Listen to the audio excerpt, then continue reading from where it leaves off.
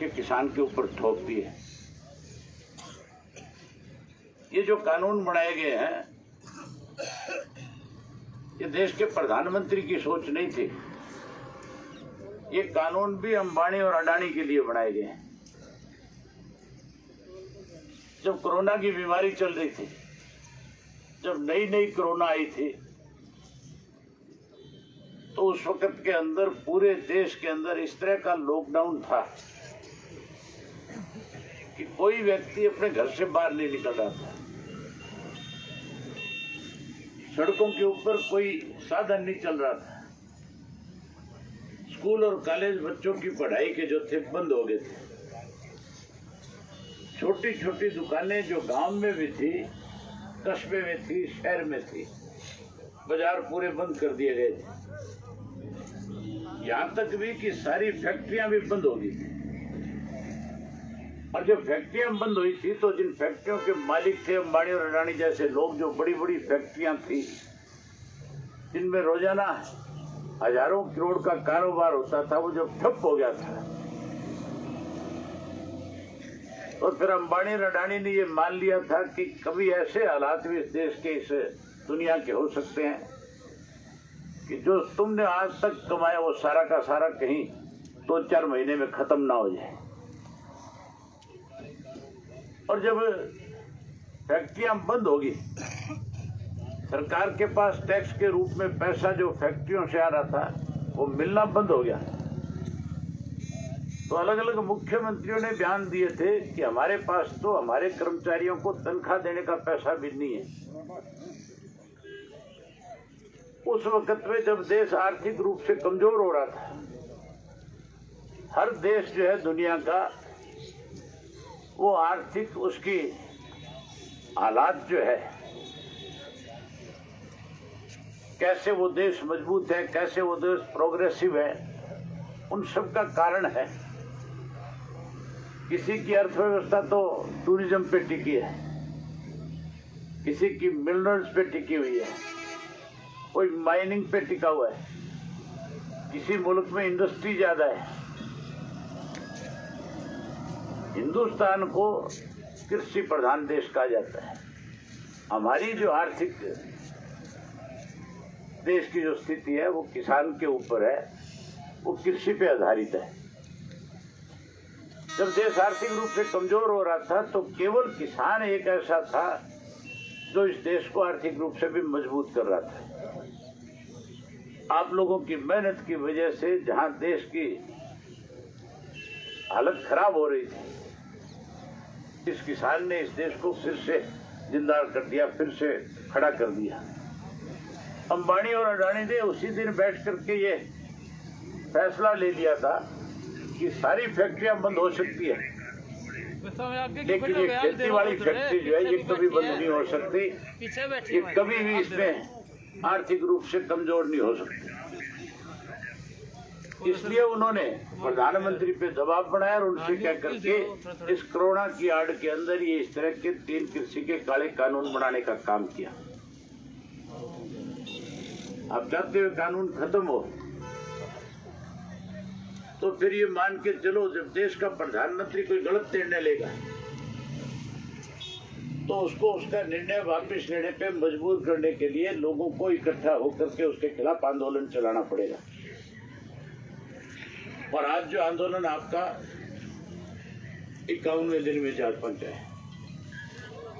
आज शंभू के बॉर्डर के ऊपर, टीकरी के बॉर्डर के ऊपर, आज राजस्थान के बॉर्डर के ऊपर, आज गाजीपुर यूपी के बॉर्डर पे, आज आपके पलवल के बॉर्डर के ऊपर लाखों की संख्या में 5 साल से लेके 85 वर्ष के बड़े बुजुर्ग आज आपकी लड़ाई को लड़ने का काम कर रहे हैं। ये लड़ाई और मजबूत हो, इसके लिए साथियों आपको भी 26 तारीख को बड़ी संख्या में आना चाहिए। चाहे यहाँ भी धरने पे रहो, वहीं 26 तारीख को ज्यादा से ज्यादा संख्या में पहुंचो। हमारी पार्टी तो इंडियन नेशनल लोकदल पार्टी ने तो सदा किसान का पक्ष लिया है। चौधरी देवीलाल जब कभी सत्ता में थे, उन्होंने किसान के हक में अच्छे फैसले लिए, उन्होंने किसान के लिए अच्छे कानून बनाए। और जब विपक्ष में होते थे, किसान की कोई सरकार अनदेखी करती थी, तो फिर वो उस किसान की लड़ाई के लिए उसकी अगवानी करते थे, उसके साथ खड़े हो जाते थे। जब कभी भी किसी भी सरकार ने किसान का अपमान करने की कोशिश करी, उसको सबक सिखाने का काम चौधरी देवीलाल ने किया था। हमारा तो उस दिन ही फैसला हो गया था पार्टी का, जिस दिन ये दस्तावेज ये जो कानून बनाने के लिए जब ये पेपर पब्लिश किए थे, तो हमने जैसे इनको देखा, पढ़ा, प्रदेश कार्यकारिणी की मीटिंग बुला करके जहां इस प्रस्ताव को कंडम किया, वही एक प्रस्ताव केंद्र की सरकार को भेजा था कि तीनों काले कानून वापस लिए जाने चाहिए। उसके बाद जिले के हेडक्वार्टर के ऊपर पार्टी की तरफ से अलग अलग नेताओं की ड्यूटी लगा करके हमने फिर मेमोरेंडम दिए थे, ये काले कानून खत्म होने चाहिए। और जब से ये आंदोलन अपने हरियाणा प्रदेश में पंजाब के साथियों ने आकर के बॉर्डर पे बैठ करके शुरू किया, हमने हमारी पार्टी के जो बॉर्डर के साथ लगते हुए जिलों के कार्यकर्ता थे, उनकी ड्यूटियां लगाई कि बिना किसी बैनर और झंडे के पंजाब से, राजस्थान से, यूपी से, राजस्थान से, मध्य प्रदेश से आए हुए किसान की मदद करो, जहां उनकी मदद करो वहीं इस एजिटेशन को और मजबूत करो और ताकतवर बढ़ाओ। इसके लिए भी अपनी तरफ से उनमें विश्वास पैदा करने का काम करो। अभी मेरे से पहले जिक्र कर रहे थे कि मैंने इस्तीफा सौंप दिया। मैंने इस्तीफा इसलिए दिया, मैं जब सरसा से लेकर के हजारों ट्रैक्टरों को वहां साथियों को टीकरी के बॉर्डर पे छोड़ने गया, तो मुझे बहुत से साथियों ने इस बात के लिए कहा कि चौधरी देवीलाल हमेशा बड़े से बड़े पद को त्याग करके किसान के साथ खड़े हो जाते हैं, आपको इसके लिए पहल करनी चाहिए। मैंने कहा निश्चित रहो, मेरे लिए विधायक का पद कोई अहमियत नहीं रखता है। हमने तो पता नहीं कितने विधायक बनाए, और कितने विधायक बनने के बाद इस पार्टी को छोड़ करके दूसरी पार्टियों में चले गए। जहां तक विधायक के पद की बात, मैंने कहा कि कम से कम मेरे इस्तीफे देने के बाद उन लोगों के चेहरे नंगे हो जाएंगे जो लगातार ये कहते हैं कि हम किसान के साथ, हम सत्ता में रहते हुए किसान की मदद कर रहे हैं। लोग जब उनसे जाकर के कहेंगे कि अभय सिंह ने इस्तीफा दे दिया, तुम भी किसान के साथ हो तो इस्तीफा दो, तब उनके असली चेहरे और आपके सामने उजागर हो जाएंगे। ये मान के चलो, मैंने जिस दिन इस्तीफे की बात करी थी सरकार में, उसी दिन खलबली मच गई थी, उसी दिन सारी सरकार दिल्ली चली गई थी।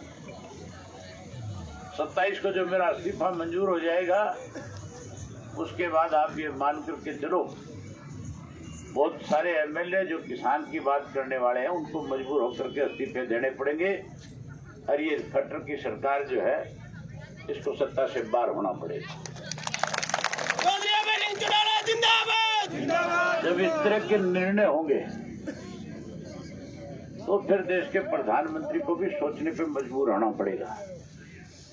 मुझे लगता है ऐसे हालात भी हो सकते हैं कि भारतीय जनता पार्टी के बहुत सारे मेंबर पार्लियामेंट, बहुत सारे विधायक जो ग्रामीण अंचल से चुन करके आते हैं, उनको भी इस्तीफा देने पे मजबूर होना पड़ सकता है।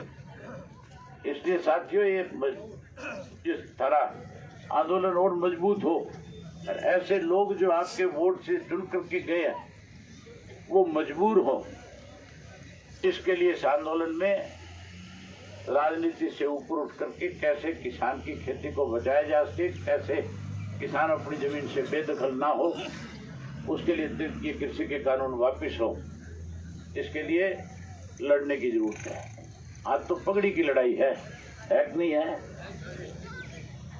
तो खास करके नौजवान साथियों से कहूंगा कि आप अपने अपने घर से ट्रैक्टर लेकर के, ट्रैक्टर में भी एक काम और करना, एक ट्रैक्टर के पीछे 2 टोचन कर लेना ताकि तेल भी कम बढ़े, खर्चा भी कम लगे, आदमी भी पूरे जाए, ट्रैक्टरों की गिनती भी ज्यादा हुए।